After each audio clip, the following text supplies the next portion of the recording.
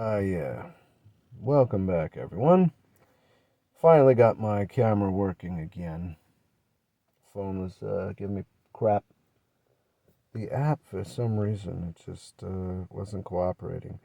I have found that if I do some magical work and there's certain electronics nearby, if those energies aren't banished or they get too out of hand, it has a tendency, at least around me, for electronics to go wacky. Let me know if that's happened to any of you.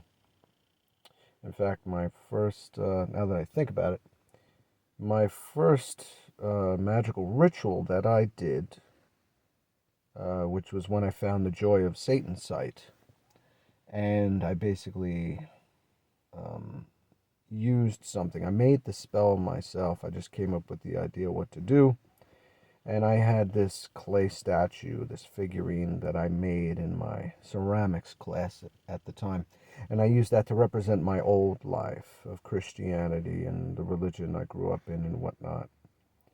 And, I called upon Satan and Lucifer and whatnot for help and empowerment. And basically, I said with the shattering of this, statue is the shattering of my old life, my old ways of doing things. And then I took it and I slammed it on the ground. And right afterwards, there was a power outage in my neighborhood. It was a clear night. It wasn't stormy at all. Could be coincidence, but it's not the first time that's happened when I've done a powerful ritual before. It blocked all the light out, like of our street and whatnot, and it was pretty crazy. And I remember too that no one was home except me, and I could feel spirits and hear whispers around me. It freaked me out. It freaked me out because I went from Christianity to like, "Hello, God, is anyone there?" to hearing shit right around me. Oh, there's somebody there. There's somebody's there. Yeah, and in that house, later, I guess during the week, they tried to have their worship sessions there, and things weren't working so well. they they couldn't get in, to their normal uh, peace time when they would sing their songs, and the cats that the people had were fighting and being nasty and scratching. And I'm like, yeah, that's residual energy. But I didn't know exactly at that time how to banish energies that were too much in the area or chaos too much. I had to learn real quick. But yeah, so there's that. I didn't start this video to talk about that. It just kind of happened off the cuff. Um, so yeah, I am back. I am going to be, for the foreseeable future, be doing more of videos and sharing my bits and pieces of knowledge and experiences with the occult and with different pantheons and different spirits and spells and rites. One of the things I want to talk about is Mr. Eyaaaay Coetting. Um, so, what do I think about him? I know there's a lot of controversy surrounding him, and he's been banned from YouTube and use pig Latin certain words in case the algorithm, you know, is found out and I get a strike on my channel or whatever. But many years ago, when he had his own channel, the first few videos when he had his own channel, I just felt drawn to what he was saying. It made sense. I liked the fact of it possibly being a streamlined process. I came initially from looking at Franz Bardon's whole system, and it was very methodical, the system, Franz Bardon's, but it was very hard to do. you had to put in years and years of effort, supposedly, just to really start getting real results. And I didn't have the willpower or the incentive to do that. And when I tried to do the initial exercises that Bardon talked about, it was like, there's no way. Like, I can't even still my mind for a couple seconds. Never mind, 10 minutes at a time or whatever. Like, my attention span was just all over the place. The first time I ever tried really meditating, it took me like 2 weeks of trying and trying and trying and trying, and then until finally my mind was like, just shut up. And then I had a very interesting experience. We'll go into that another time because I don't want to sidetrack it. But back to EA. So I tried the way Bardon talked about it, and it just wasn't working. I was like, maybe my mind, doesn't work. There's another magician that has a channel, and he talks about neurodivergence. And if you're neurodivergent, supposedly you can't do magic. So I was like, oh no, am I one of those?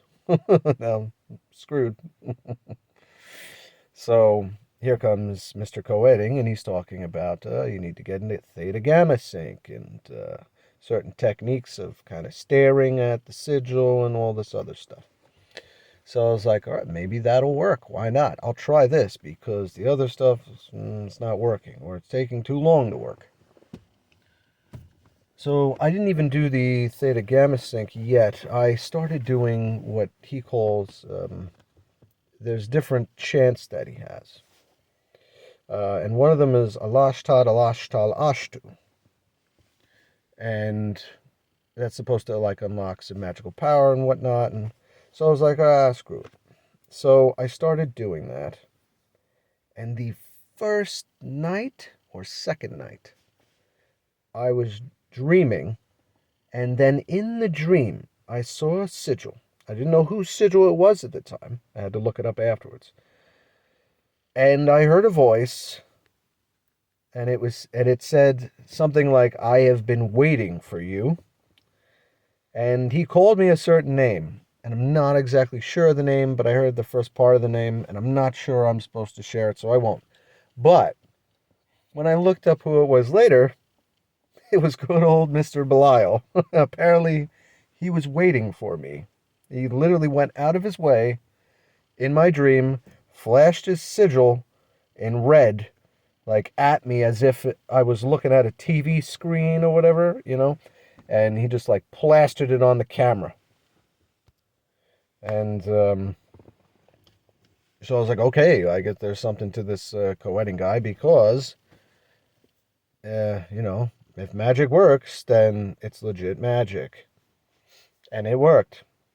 And every time I tried one of his rituals and I did what he said, I didn't always have a big blowout where it wasn't like my senses were opened up crazy and I could see everything all of a sudden, but a lot of times during my sleep, I would get powerful dreams or I would have astral visitations. It was intense stuff. And I definitely connected to Mr. Belial, and he connected with me. So, that initially, was the check mark for me. I was like, okay, he knows what he's talking about. Regardless of any marketing ploys and tactics he uses, his stuff is legit. Every time I tried it and I did what he said. I'll give you another example.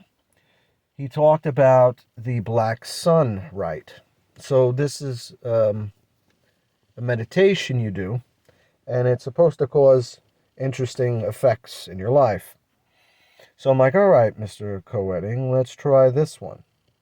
And what you do is when the sun comes up, right, it's like reverse with the black sun. So when the sun sets, you see the black sun come up in your mind's eye when you're wide awake, and then opposite, when the sun comes up, you see the black sun go down. And you do that for like a few days. Within the first day of me doing that, wacky stuff was going on around me. Like the clocks in the house, okay, were all acting weird. And there was no power outage or nothing like that. It was like They weren't telling the right time. They were not telling the right time. And at one point, I checked on the internet. And when I checked on the internet, that wasn't telling the right time. And I'm like, well, that doesn't make any sense, because if the time is off from the internet, and then I checked,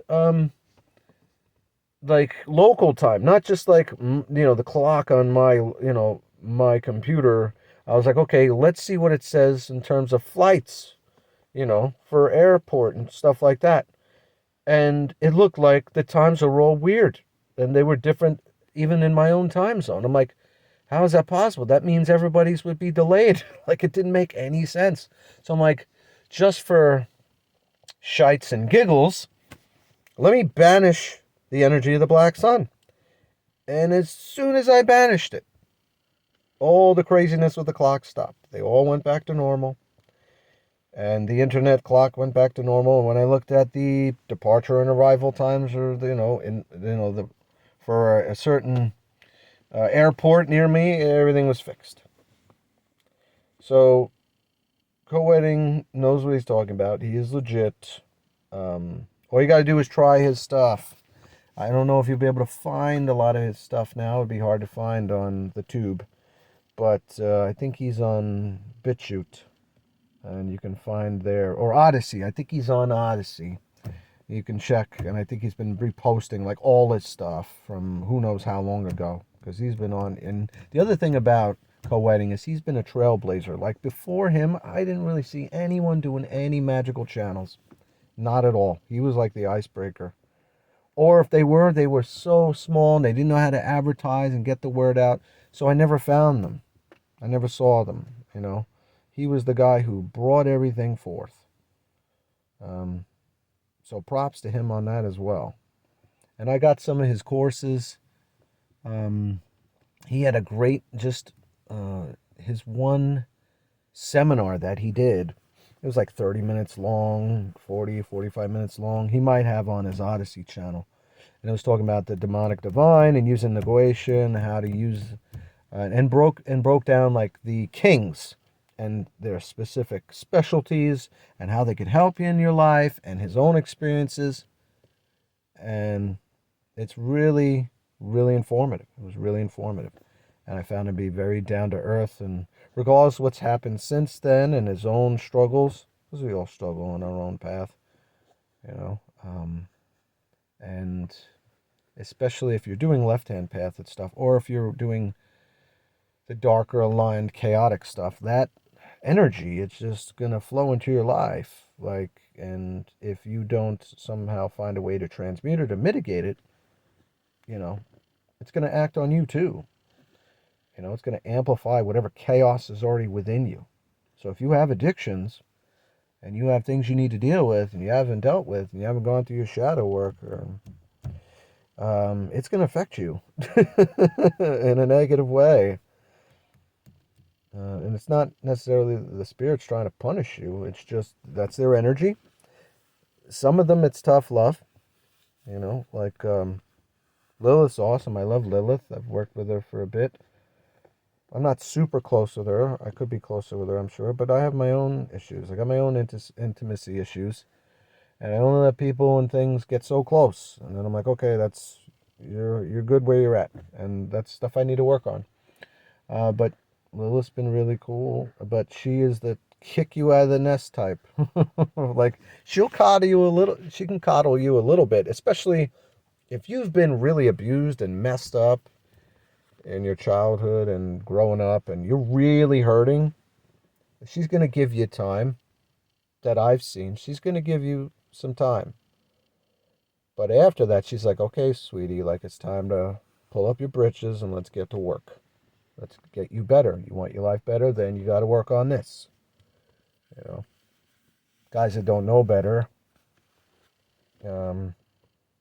they'll, hear about her and her myths and legends and try to call her up to have a nice, nice, sweet time with her. And it's not like that can't happen, but you open up the door and she's not really the type to take no for an answer a lot of ways. And Coetting has talked about that in the past. He's like, well, if you call her, she's not going to take no for an answer. In a lot of ways, yeah.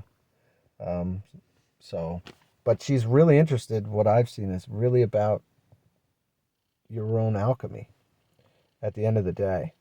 Whether she's got to use sexy time or be a little more strict with you, it's your alchemy. And what are your goals? Okay, and let me show you, who you really are. And don't be, don't be timid about it. Don't be so self-conscious about it. Who cares what other people think?